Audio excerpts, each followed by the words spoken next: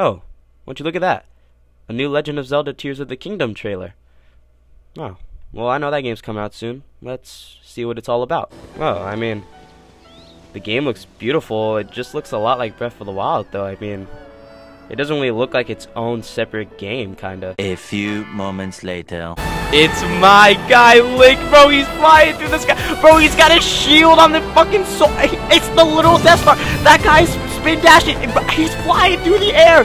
What is going on? And now they're a rocket. Bro, anti-gravity. What? Bro, what is going on? They're fighting on mine carts. What is going on? Mech battle. And the birth Bro, of Link is new getting world. fucked up right now. Get it! Oh, that's a fucking shark! Who is that character? Who the fuck is she? Bro, it's that girl. I don't remember her name though. She's irrelevant as fuck. Sidon's back! Are you serious? What is happening right now? Is that a dragon? Game of the year. Game of the year. Game of the year. Game of the year. That's gotta be game of the year. There's just no chance. Game of the year. Game of the year. I have to make a video about this. There's just no shot. I have to right now. I'm gonna make a video about this. Alright, so The Legend of Zelda Tears of the Kingdom isn't that far from release. After many years of waiting because of all the delays, we're finally going to get our hands on the game in just a few short weeks from now.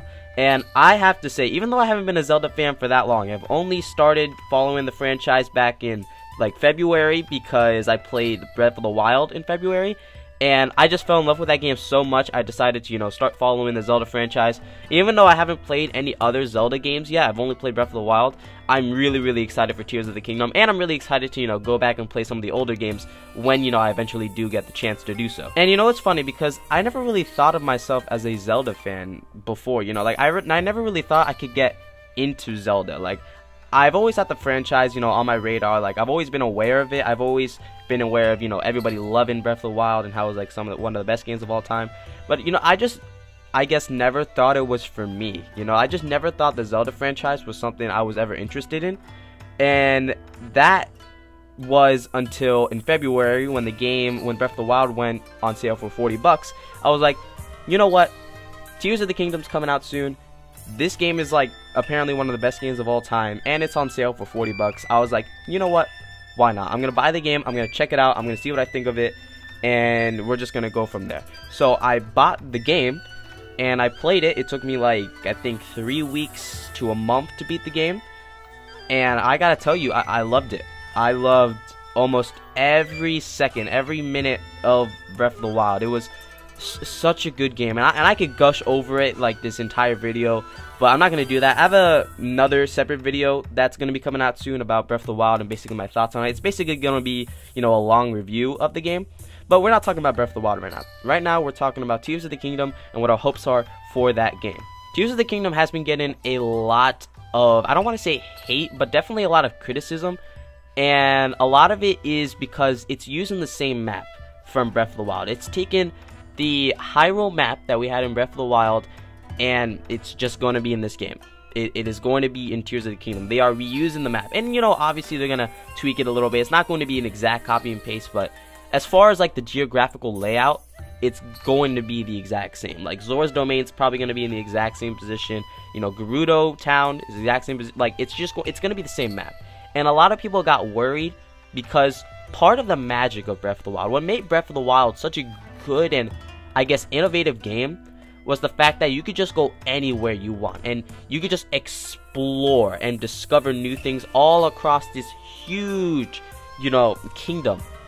And if you just copy that map that we had in Breath of the Wild, a game that came out 6 years ago, and you put it in this new game, there is no such thing as discovering things anymore. There's no such thing as exploration. There's no such thing as finding new things, because we already did all that in the first game. So we're not going to, feel the need to do that in the second game. Like, why would we do that in the second game? And I know, Nintendo did add, like, the Sky Islands. That's a lot of, their marketing. They're putting the Sky Islands a lot in the marketing. It's like, oh, we got Sky Islands, so, like, you still have new places to explore. But it's like, are these Sky Islands going to do it for me? Are these Sky Islands going to be enough content to justify the $70? And that's another thing we got to really talk about. This game is priced at $70. This is the first time any first-party Nintendo game is ever priced at $70. All other Nintendo games before now have been priced at $60. $60 was like the full price point for any Nintendo game. This is the first time an official Nintendo game is getting the $70 price tag. And it makes me both scared and hopeful. It makes me scared because Nintendo's going to be pricing, it does seem like now, a lot of the big hitters, like, you know, Mario, like mainline Mario games, mainline Zelda games, mainline Kirby games, it seems like a lot of those mainline games are now going to be $70. And while that does suck for the consumer, I think it is justified because Nintendo, especially a game like Tears of the Kingdom is a huge game. It's an open world game. So honestly, I'm not mad at the fact that they're pricing it at $70 because they probably put a lot of work and they probably put a lot of money into this game. And they got to make that money back somehow. So just pricing the game, it's not even that substantial of a price increase. It's just $10. It's really not that bad. Yes, it does kind of suck, but it's not that bad to the point where like, oh, well, now I don't want to play this game anymore. It's $70. It should have been $60. I'm not playing it anymore.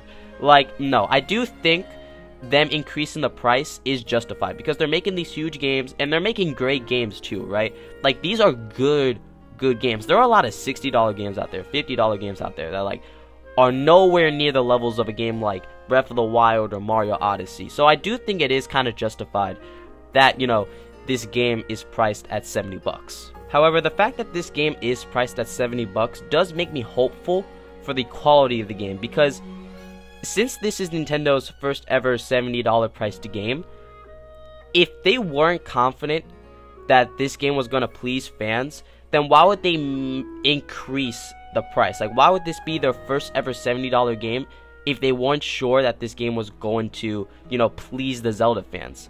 Like, this game has, it's got a hit. Because if they weren't sure that this game was going to please everybody, they would have just gone safe and they would have just put it at 60. They would have just said, here, take it 60, and they won't be as mad if the game doesn't do well. But no, they priced it at $70. So that must mean, in my brain, the way my brain sees that is Nintendo is confident that this game is going to deliver. Nintendo is confident that fans are going to be pleased with this game. And I'm confident. I'm more hopeful for this game because it's priced at $70. I hope that means this game, Nintendo has faith in this game. And I have faith in this game, especially after that third trailer. I mean, did you see that third trailer? The final trailer was nuts. It basically just, it proved everyone that thought that this game was like Breath of the Wild wrong. Because in that final trailer, it showed so many new things that weren't in Breath of the Wild. It just showed so much. It showed so much to the point that, like, I kind of wish I didn't watch it. Because now I know so many things going into the game now. I kind of wish I just skipped that trailer and just would have gone into the game with the information that I knew. Because then there would have been like so many like new surprises. But it's fine. I'm sure there's going to be a lot of surprises in the game that they're not revealing. So I'm okay with that. And not even the trailer too, like even the gameplay trailer that was shown like around a month ago, showing off Link's new abilities like the Fuse and the Ascend ability, that showed like this game has new content. Like this game is not a carbon copy of Breath of the Wild. Yeah, sure, it might have the same art style, it might have, you know, the same geographical layout that it had, the same map that it had in the original game, but this is a new game. This is a new game, new story, new mechanics, just basically everything is new other than the core of the game, other than the engine of the game. I'm just really hyped for this game. I think one of the reasons why I'm really hyped for this game is this is gonna be kind of the first time I'm ever part of this big, huge game and like part of its launch. Because I'm getting this game on launch, right? I'm getting this game day one. Like I bought it digitally, midnight release. I'm playing that shit, and I'm playing it for like 50 hours straight until I beat the game. This is kind of the first time where I'm ever going to be a part of like this huge game's launch. Because I've played games on launch before. Like I've played Sonic Frontiers on launch. I've played Sonic Forces on launch. I've played multiple games on launch before, right? But I've never like, I love Sonic. I'm not trying to diss on Sonic, but like Sonic is not popular with the entire, you know, gaming industry, right? Legend of Zelda is popular with the entire gaming industry. Like everyone knows Legend of Zelda, and you know, pretty much every person who plays games is at least aware of this game's release. I don't think everyone that plays games knew Sonic Frontiers was coming out when it did come out. So this is kind of like the first time I'm part of this huge game's, like, you know, launch and, you know, its build up. And I just think that's exciting for me. That's just exciting. That's just a personal thing though, right? Like, not everyone is going to have that same, you know, experience, that same relatability, but that's just me. That's why I'm extra excited for this game to release.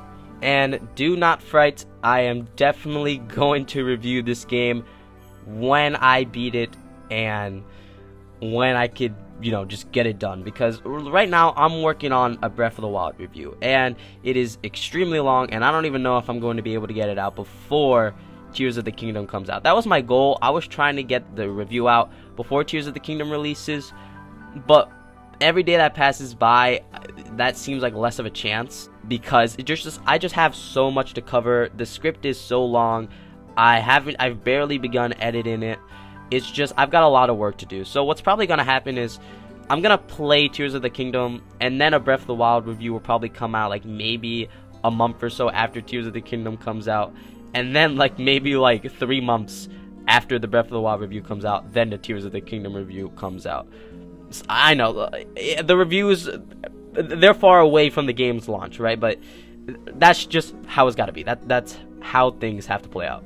I would do a trailer breakdown of the latest Legend of Zelda trailer, the latest Tears of the Kingdom trailer, I should say, but I kind of don't want to watch it any more than I have, because I don't want to spoil myself of anything in the trailers.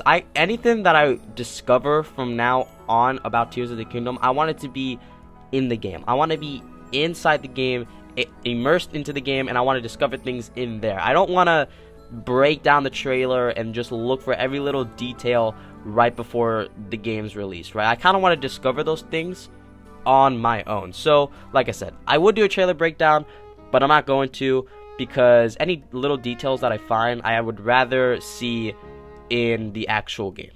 I will say though, Zelda's hair in Tears of the Kingdom, way better. I love this shorter hair look for Zelda. I think it looks way better than the longer hair that she had in Breath of the Wild. I don't know, I just think it just looks better. It just looks better. She looks better in the shorter what? Zelda just looks way better with the shorter hairstyle. And Link too. Link grew out his hair in Tears of the Kingdom. Link has much longer hair in Tears of the Kingdom than he did in Breath of the Wild.